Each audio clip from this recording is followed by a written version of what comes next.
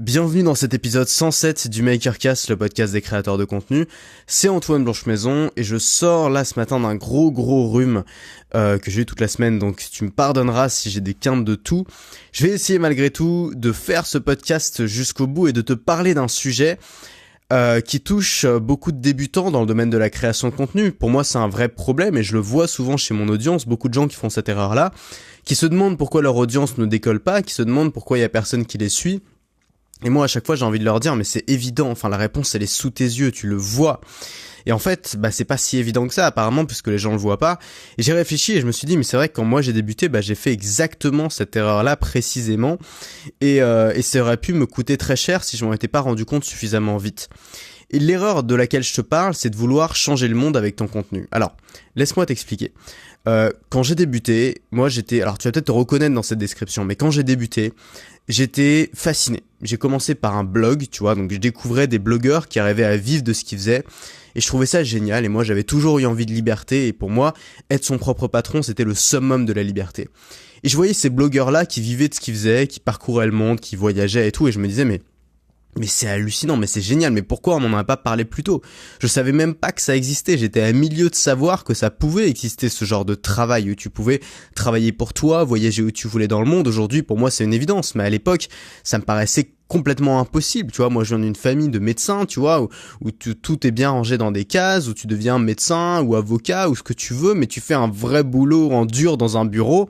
Et moi, c'était pas du tout ce que je voulais, tu vois. Et moi, je voulais un boulot qui soit au service de ma vie, qui soit au service de mon lifestyle et pas l'inverse finalement. Et donc quand j'ai découvert ça, j'ai eu envie d'en parler à tout le monde. Donc j'en ai parlé sur mon blog, puis j'ai créé un deuxième blog qui s'appelait, je me souviens, Devenir Libre, qui a jamais fait plus de 10 visites par jour, où je partageais comme ça des idées, où je disais genre, mais c'est génial, regardez, vous pouvez tous être libres, c'est formidable, je vais vous aider à changer votre vie, alors que moi, j'avais même pas changé la mienne. Et finalement, c'est souvent ce que je vois dans mon audience. Enfin, alors, mon but, c'est vraiment de cracher sur personne, c'est vraiment pas de te mettre mal si tu te reconnais dans cette description-là. Mon seul et unique but dans ce podcast, c'est de t'aider, d'accord? Donc, vois vraiment ça comme un ami. Donc, si tu vois ça comme une critique, c'est une critique constructive. C'est comme ça que je vais la formuler. Je vois beaucoup de gens dans mon audience qui ont des blogs du style changer de vie, change ta vie, de créer une vie magique, plein de blogs de développement personnel, on sait pas tellement de quoi ça parle à part de changement de vie. Et finalement, ces blogs sont extrêmement ambitieux puisqu'ils ambitionnent tous de te changer ta vie du jour au lendemain. Et finalement, ces blogs se ressemblent aussi tous puisqu'ils disent tous à peu près les mêmes choses. Et très souvent, c'est des gens qui ont lu peut-être 2 ou 3 livres de développement personnel, qui ont découvert un truc incroyable, exactement comme moi j'avais découvert ce principe du blogging et de vivre en indépendant à l'époque.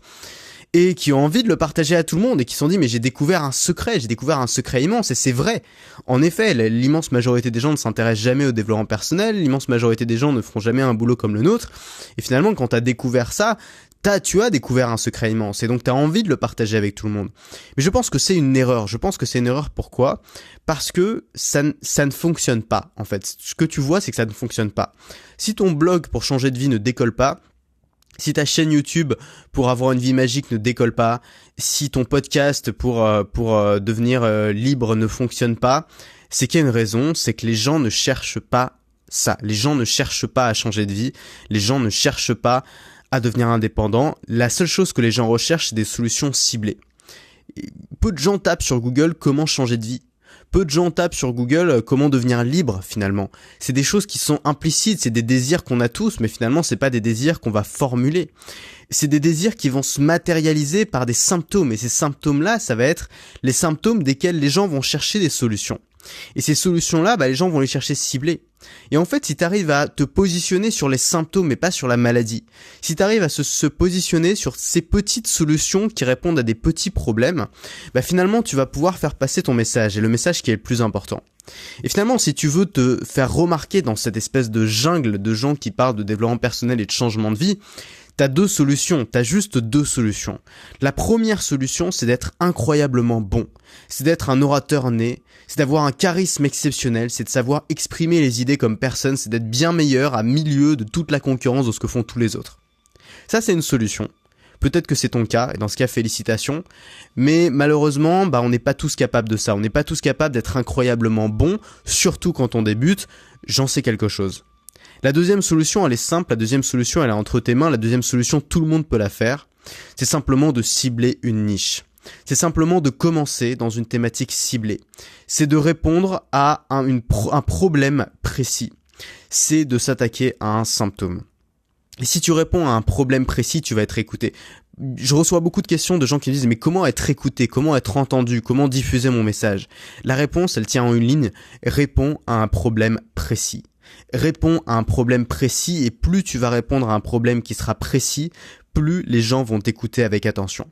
Je vais te donner plusieurs exemples pour illustrer un peu ce que je te dis parce que je te dis pas ça comme ça pour faire un joli podcast, je te dis ça parce que c'est vraiment un des grands secrets, une des grandes vérités que beaucoup de créateurs de contenu ne comprennent pas ou beaucoup de créateurs de contenu passent à côté. Donc je vais te donner des exemples précis pour que tu comprennes.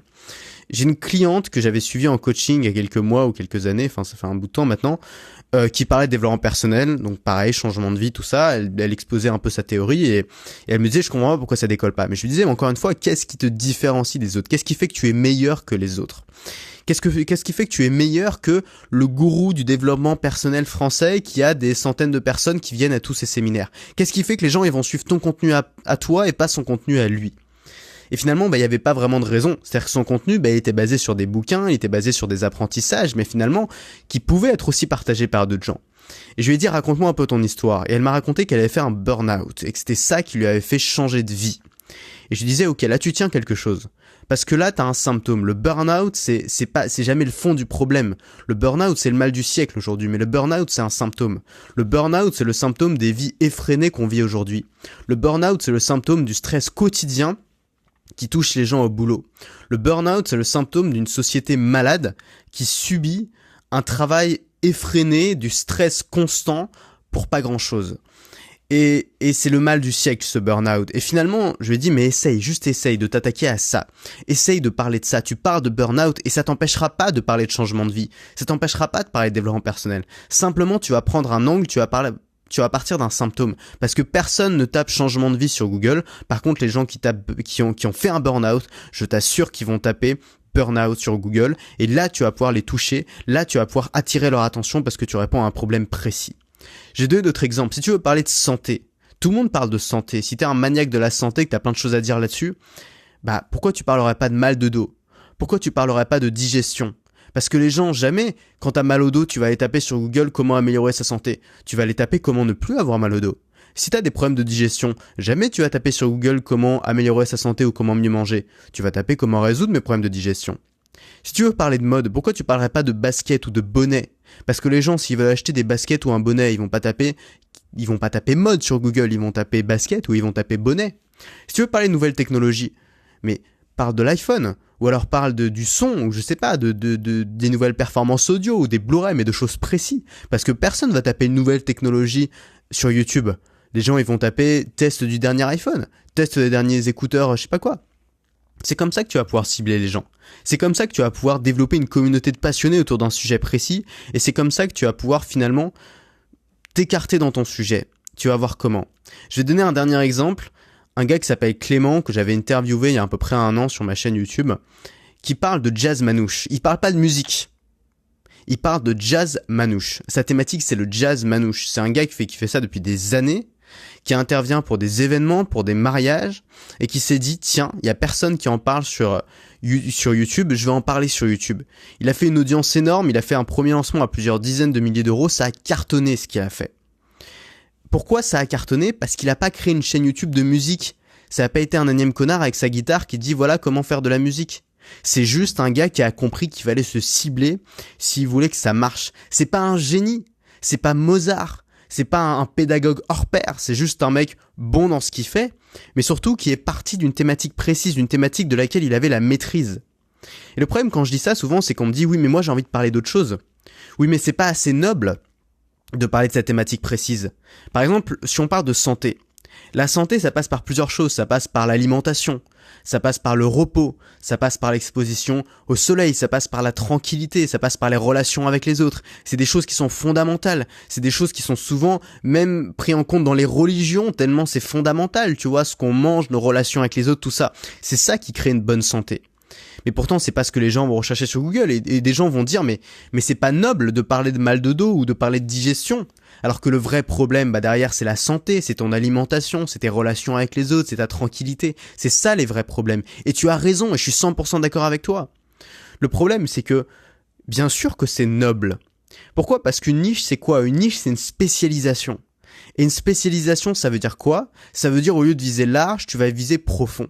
Ça veut dire que, au lieu de creuser sur 10 mètres de largeur un trou de 1 mètre de profondeur, tu vas créer sur 1 mètre de largeur un trou de 10 mètres de profondeur. Tu vas pouvoir aller beaucoup plus profond dans le sujet que tu vas traiter parce que tu vas arrêter de viser large, parce que tu vas arrêter de viser tous azimuts. Et aujourd'hui, dans la société dans laquelle on vit, la société de l'information abondante, c'est facile d'avoir des notions.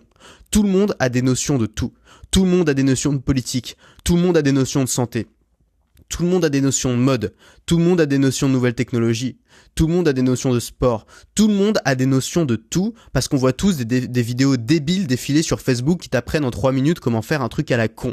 Donc c'est facile d'avoir des notions, c'est accessible à tous, ça n'a jamais été aussi accessible et c'est pas ça qui va te démarquer des autres, c'est pas d'avoir des notions sur une thématique large, c'est d'être spécialisé dans une thématique précise. Aujourd'hui, tout le monde a un avis sur tout, mais personne n'est spécialiste de rien. Les gens savent tout, les gens ont entendu parler de tout, ma grand-mère a entendu parler des crypto-monnaies, tu vois, dans quel monde... Tu vois, tout le monde a un avis sur tout. Parce que les gens, il suffit que tu leur dises 3 mots sur un sujet, ils se font un avis dessus, bien radical, bien carré. Tout le monde a un avis sur tout. Mais plus personne n'est spécialiste de rien. La spécialité est en train de disparaître.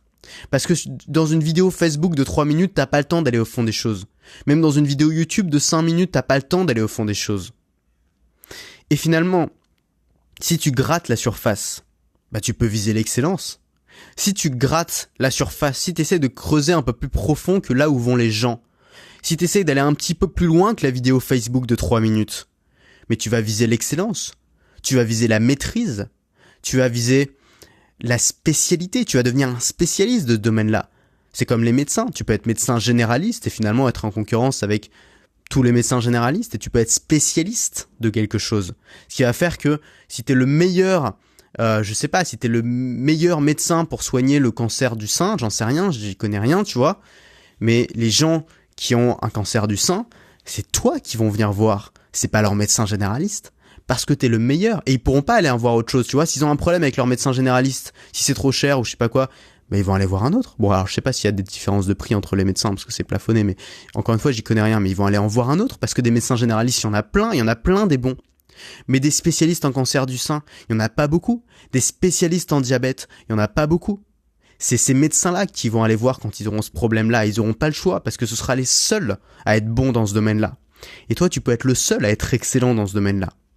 Et si tu veux parler d'autre chose, et si tu veux élargir ta thématique, mais t'as le droit, tu peux le faire, rien ne t'empêche de le faire. Moi, je parle de création de contenu sur ce podcast.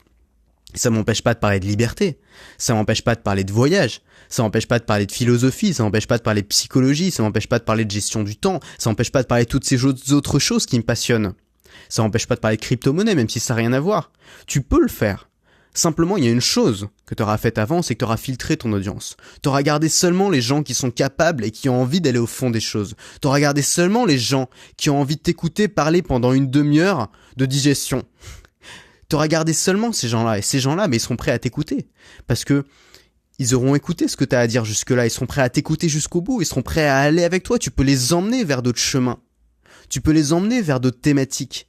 Tu peux les emmener avec toi parce que ces gens-là, ils ont créé une relation avec toi que personne ne créera jamais avec un mec sur Facebook qui fait des vidéos qui parlent de comment peler les tomates en 3 minutes. On s'en bat les steaks de ça.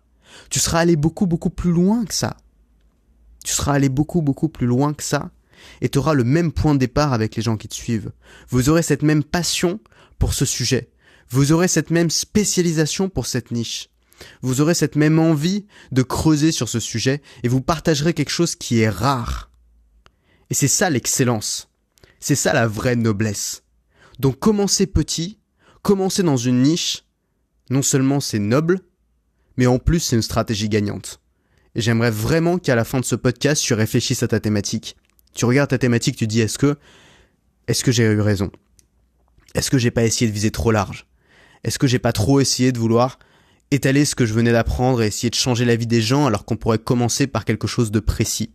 Est-ce que je peux pas bifurquer? Est-ce que je peux pas changer un peu ce que j'ai fait? Et tu verras que là, tu auras des résultats. Et là, tu auras plus d'excuses.